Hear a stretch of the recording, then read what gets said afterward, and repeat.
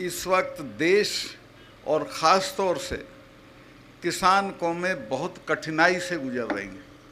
अगर दिल्ली में बैठे हुए लोगों का बस चला तो वो सबसे पहले तो खेती को ख़त्म कर देगी, ताकि आप खेती छोड़ के शहरों में भाग लो मजदूरी के लिए, और उसके बाद फौज को ख़त्म कर देगी।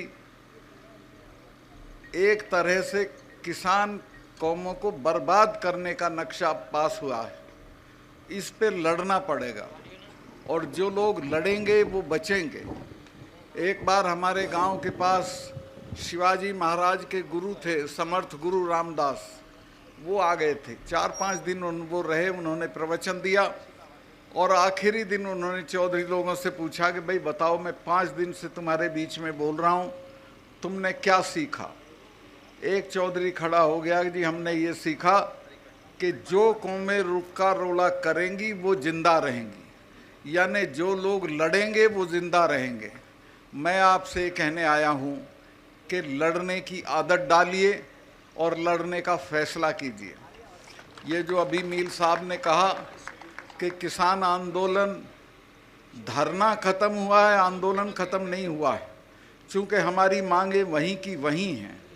जो एमएसपी की मांग है उसके बिना तो हमारा गुजारा नहीं है, चूँकि हम जितनी चीज़ें पैदा करते हैं उनका दाम बढ़ता नहीं है, जितनी चीज़ें खरीदते हैं उनका दाम बढ़ता है, और नतीजा ये है कि किसान हर दिन गरीब हो रहा है, उसकी खरीदने की ताकत ख़त्म हो रही है। मैं कॉलेज में पढ़ता था तो शाम को हम खाना खा के हॉस्टल से घूमने जाते थे। एक कब्रिस्तान में एक कव्वाल कव्वाली गाता था, तो उस कव्वाली को मैं खड़े होकर सुनने लगता था। उसमें एक शेर गाता था जो मैंने समझा ये हमारे लिए गा रहा है। उसका था कि खंजर पे कोई छींट, ना कपड़ों पे कोई दाग, खंजर पे कोई छींट, ना कपड़ों पे कोई दाग, तू कत्ल करे है कि करामात करे है। ये सरकार भी उसी तरह से किसानों का कत्ल कर रही है, उसे ये पता भी नहीं चलता कि उसके साथ क्या हो रहा है। भाइयों, मैं निवेदन ये करना चाहता हूँ कि आप धरनों पे बैठते हो, मांग करते हो, इसको छोड़ो। अब ऐसी स्थिति पैदा करो कि लोग तुमसे मांगें, बजाय इसके कि आप सरकारों से मांगें। और वो तब होगी जब आप दिल्ली में सरकार को बदल दोगे। और मैं आपको आश्वस्त करता हूँ, इस बार अगर आपने एकता दिखाई, जात पात को छोड़ के इकट्ठा रहे, तो दिल्ली में इनको कोई बचा नहीं सकता है। मैंने सारी पार्टियों के लोगों से बात की है, सब इस बात पे राजी हो गए हैं, एक उम्मीदवार के मुकाबले एक उम्मीदवार खड़ा करेंगे। अगर ऐसा हो गया तो ये दिल्ली में बचेंगे नहीं, और अगर ये बच गए तो एक बात समझ लो, फिर आप नहीं बचेंगे।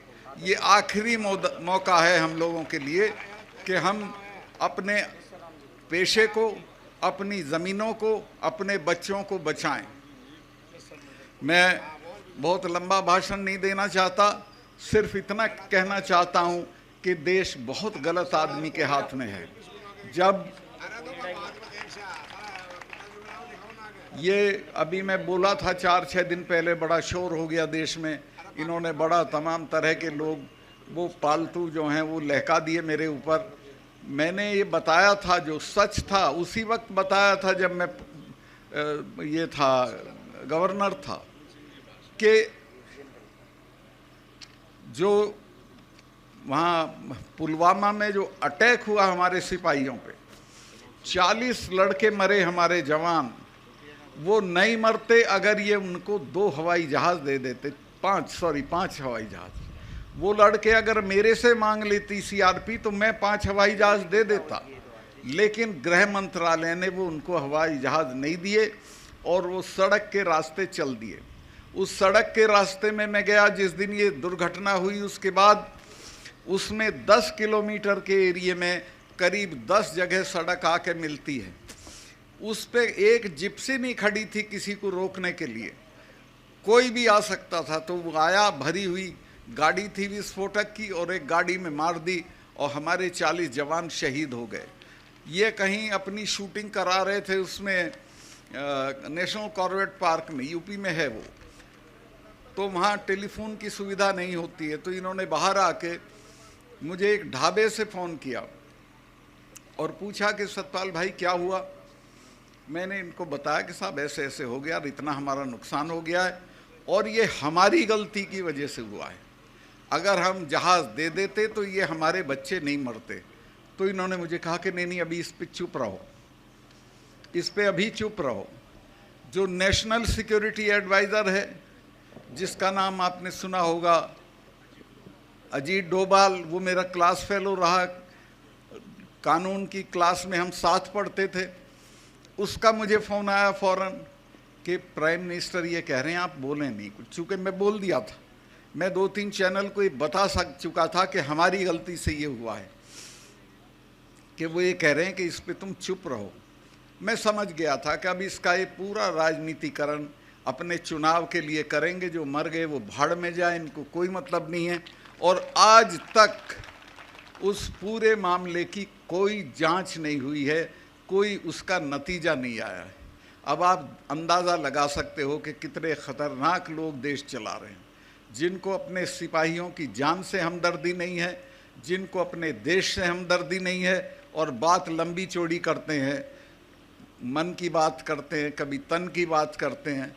तो मैं आपसे ये कहना चाहता हूँ कि बहुत हो गया, अब संभल जाओ, और अब नहीं संभलोगे तो हमारी तो अब उम्र लंबी हो गई, चले जाएंगे, लेकिन आपकी पीढ़ियां याद करेंगी कि कभी आपने गलती की थी और एक ऐसी सरकार को बने रहने दिया था जिसने आपका सब बर्बाद कर दिया, खेती भी, फौज भी, नौकरियां भी। तो मैं आपसे, और मैं आऊँगा, इलेक्शन में भी आऊँगा, जो भी आपका आदमी लड़ेगा उसके लिए। मैं तो, मेरे पैर में बहुत तकलीफ़ है, लेकिन फिर भी मैं घूम रहा हूँ, महीने में कम से कम 10 पब्लिक मीटिंग करता हूँ, सब जगह जा रहा हूँ, सबसे बात कर रहा हूँ, और मुझे ये कामयाबी मिली है कि सब इसके लिए राज़ी हो गए हैं कि एक उम्मीदवार के मुकाबले एक उम्मीदवार खड़ा करेंगे। और अगर ये हो गया तो मैं आपको आश्वस्त कर दूं कि ये बचेंगे नहीं, इनकी शक्ल नहीं पहचानी जाएगी, ये जो आज इनका घमंड है ये सारा चूर चूर हो जाएगा। सब सहमत हो गए हैं, सारी पार्टियां सहमत हो गई। मैं बहुत लंबा भाषण कर दिया, भाई इतना ही कहना चाहता हूं कि ये मौके रोज़ नहीं मिलते हैं। ये मौका अभी फिर तो 5 साल को बाद जाएगी, और 5 साल में तो ये इतनी बर्बादी कर देगा कि आप अंदाज भी नहीं कर सकते। 5 साल में तो पता नहीं क्या क्या हो जाएगा। तो मैं काफ़ी आपका समय लिया, अभी मैं इतना ही हाँ, असली चीज़ तो मैं बोल ही नहीं रहा था, वो थी यहाँ के शहीदों की कुर्बानी। आपके जो 5 लोग शहीद हुए थे, वो अंग्रेज़ों की बंदूकों के सामने खड़े हो गए थे। जब उनकी औलाद हो तो इससे क्या डरने की ज़रूरत है, ये तो कोई चीज़ ही नहीं है। उनसे सीखो, उन्होंने अपना सब कुछ न्यौछावर कर दिया आपके लिए, और आज उनको हम कई बात और बताओ जरूर। अच्छा, तो इसमें शंभू सिंह जी भूखर थे, तुलसाराम जी भूखर थे, टीकूराम जी, सिंह लगा दो अब इनके आगे, राम नहीं थे, चेता जी भूखर थे, आशाराम जी पिलानिया थे, चौधरी छोटू राम ने सीकर में एक महायज्ञ किया था। उसके बाद लोगों में चेतना आई थी, लोग खड़े हो गए थे, अपने नाम के सामने सिंह लिखने लगे थे, लेकिन सामंती ताकतों को वो गवारा नहीं था। इन 5 ने वो नाम भी लिखा, और लगान के मामले में ये संगीनों के सामने खड़े हो गए, मारे गए। इसलिए हम इनका आज जन्मदिन मना रहे हैं, और उसी दिन से सब मना रहे हैं, और आगे आने वाली पीढ़ी भी मनाती रहेगी, क्योंकि उन्होंने काम ही ऐसा किया था। तो आपसे भी मैं कहना चाहता हूँ कि आप भी, अब तो संगीने भी नहीं हैं। मैं अभी 4 दिन पहले हरियाणा की खापें आई थी, मुझे खापों के चौधरी वो करने आए थे धन्यवाद। उनको कहीं से सुन गया था कि सीबीआई ने मुझे बुलाया है, तो मैंने उन्हें समझाया कि मुझे नहीं बुलाया, सीबीआई मेरे यहाँ आ रही है बात करने, और वो मेरी जांच नहीं कर रही है, बल्कि जो मैंने बताया था कि कहीं 150 करोड़ रुपए की रिश्वत ली जा रही थी, उसकी जांच करने आ रही है, उस सिलसिले में मुझसे बात करेगी। तो उन लोगों को ये पता चल गया, तो वो आए। मेरा घर 2 कमरे का है, वो भी किराए का। तो मैंने उनको एक पार्क में उनका खाना बनवाना शुरू कर दिया। तो प्रधानमंत्री के यहाँ से आदेश हुआ और पुलिस आ गई, और पुलिस ने कहा कि साहब यहाँ खाना नहीं बनेगा, ये पब्लिक प्लेस है, डीडीए की ज़मीन है। मैं कहा यहाँ नहीं बनेगा तो मेरा तो घर है नहीं, मैं तो थाने में ही बनेगा। फिर चलो भाई। तो हम थाने पे जा चढ़े, और 2 घंटे के अंदर अंदर फिर आदेश बदल गया। फिर उन्होंने कहा हमने किसी को गिरफ्तार नहीं किया है, सब फ्री हैं, खाना खा के जा सकते हैं। वहीं खाना बना, खाया और चले आए। तो अगर अड़ जाओगे, अगर हिम्मत कर लोगे, तो कोई आपके सामने खड़ा नहीं रहेगा। कोई डरने की ज़रूरत नहीं है किसी से भी। आप अपना हौसला रखिए, एकता रखिए, जातियों का इकट्ठ रखिए, इसमें ये जात और वो जात मत करिए, तो आप कामयाब होंगे और आपको कोई नहीं रोक सकता है। मैं बहुत लंबा हो गया, इसी के साथ मैं आपका आभार व्यक्त करता हूं कि इतनी गर्मी में भी आप आए। मुझे दिल्ली जाना है, कोई मीटिंग है शाम की, तो मैं अभी निकलूँगा और स्वामी जी महाराज के भजन से वंचित रहूँगा, उनसे माफ़ी मांग के जाऊँगा। बहुत बहुत धन्यवाद।